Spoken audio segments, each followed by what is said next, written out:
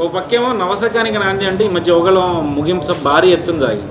ఆ తర్వాత లోకేష్ పలు ఛానళ్ళకి ఇంటర్వ్యూలు ఇచ్చి దాంట్లో ఒక సందర్భంలో ముఖ్యమంత్రిగా చంద్రబాబు నాయుడే విజన్ ఉన్న నాయకుడు, అనుభవం ఉన్న నాయకుడు కావాలని పవన్ కళ్యాణ్ గారు ఒప్పుకున్నారు అని చెప్పని అన్నదాన్ని వైసీపీ మీడియా కానీ లేదంటే వైసీపీ నాయకులు కానీ చంద్రబాబే ముఖ్యమంత్రి అని చెప్పి పవన్ కళ్యాణ్ కూడా ఒప్పుకున్నాడు అని చెప్పి వాళ్ళు బాగా దాన్ని జనసేనలోకి తీసుకెళ్ళి విడగొట్టే ప్రయత్నం దీని అట్లా చూస్తారు. వాళ్ళు ఏం చేసినా ఇప్పుడు అది ఆ సంగతి చంద్రబాబు నాయుడే ముఖ్యమంత్రి అన్న సంగతి జనసేనలో ప్రతి ఒక్క ఓటేసే దగ్గర నుంచి ఓటర్ దగ్గర నుంచి నాయకుడి వరకు తెలుసు. వాళ్ళు కూడా యాక్సెప్ట్ చేస్తే కలిశారు. దీనికేమీ ఒక షరతులు లేవు, ఏమీ లేవు. ఇప్పుడు వాళ్ళకి బోల్డ్ అంత ఫ్యూచర్ ఉంది. ఇప్పుడు పవన్ కళ్యాణ్కి ఇప్పుడు ప్రస్తుతానికి రాష్ట్రానికి అనుభవం ఉన్నాడును, ఒక మంచి నమ్మకమైన నాయకుడు కావాలి, బలమైన నాయకుడు కావాలి. అట్లా బలమైన నాయకుడు కావాలంటే చంద్రబాబు తప్పితే ప్రస్తుతానికి ఎవరికి కంటి చూపు మేరలో ఏ మనిషి కూడా కనపడతలే, ఏ నాయకుడు కూడా కనపడతలా. మీరు అటువంటిప్పుడు చంద్రబాబుని యాక్సెప్ట్ చేశారు కాబట్టి కలిశారు. ఓటర్లలో కానీ ఎవరిలో ప్రజల కలయికని, ఇది ప్రజలు కోరుకున్న కలయిక. ఇది వాళ్ళిద్దరూ నాయకులు కాదు, అటు వైసీపీ వాళ్ళు కాదు, అటు జనసేన వాళ్ళు కావచ్చు, ఇటు టీడీపీ వాళ్ళు కావచ్చు. అట్టడుగు ప్రజానీకానికి ఇద్దరు కలిస్తే మనకి ఎదురుండదు. ప్రభుత్వం చంద్రబాబు నాయుడు ప్రభుత్వం వస్తుంది, టీడీపీ వస్తుంది, చంద్రబాబు నాయుడు ముఖ్యమంత్రి అయితే మన రాష్ట్రం బాగుపడుద్ది. రాష్ట్రం బాగు కోసం వాళ్ళిద్దరు కలిశారు. అది రాష్ట్ర ప్రయోజనాల కోసం, ప్రజల మేలు కోరి. అంతేగాని దాన్ని వీళ్ళు ఎడగొట్టాలని చెప్పి చాలా ప్రయత్నాలు చేస్తారు, ఇంకా చేస్తారు కూడా. చేసినా కూడా ఈ ఎలక్షన్ వరకు, ముందు ఎలక్షన్ ముందు ఏం మారుతాయో మనకి తెలియదు, మనం అంచనా చెప్పలేము.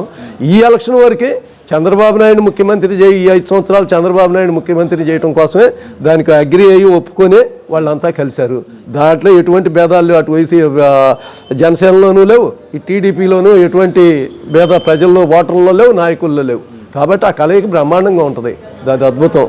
సో ఇక చివరిగా రాజధాని అంశానికి వస్తే ఈయన ప్రతిసారి వెళ్ళిపోతానన్న కోర్టులు అడ్డం పడుతుంది పరిస్థితి. ఈసారి కూడా వైజాగ్ వెళ్ళడానికి లేదు, తదుపరి తీర్పు వచ్చేవారికి అని చెప్పి హైకోర్టు తీర్పు ఇచ్చేసిన పరిస్థితి. దీని అట్లా అసలు కోర్టు తీర్పు కాదు, కోర్టు తీర్పు ఇస్తుంది, ఇది కరెక్ట్ కాదని కోర్టు తీర్పు ఇస్తుంది. కానీ కోర్టు మౌనంగా ఉండా కూడా అసలు ఈయన పోయిన తన్ని పంపిస్తారు. ఆడ ఏం చేస్తారు?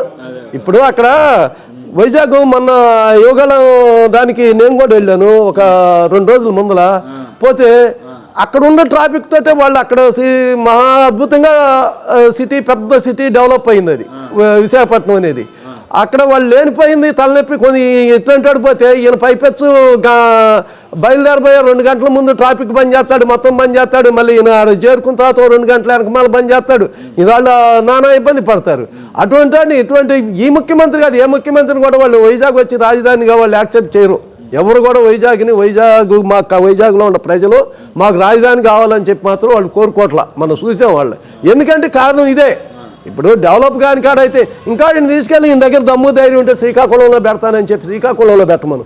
శ్రీకాకుళం అక్కడ ప్రజలు అక్కడ డెవలప్ కాలేదు కాబట్టి అది డెవలప్ అయింది.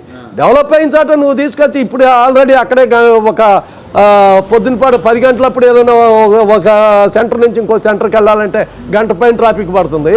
నువ్వు పోతే ఇక అది ఉదయం బయలుదేరితే సాయంత్రానికి కూడా చేరుకోవడం లేదు. అటువంటి ట్రాఫిక్ కాడ అటువంటి అభివృద్ధి చెందిన నగరంలో నువ్వు పోయి రాజధాని పెట్టి చేసేది ఏంది కొత్తగా?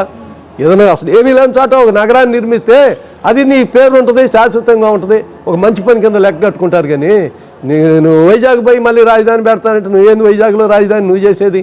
అది ఆడుంటారు. అది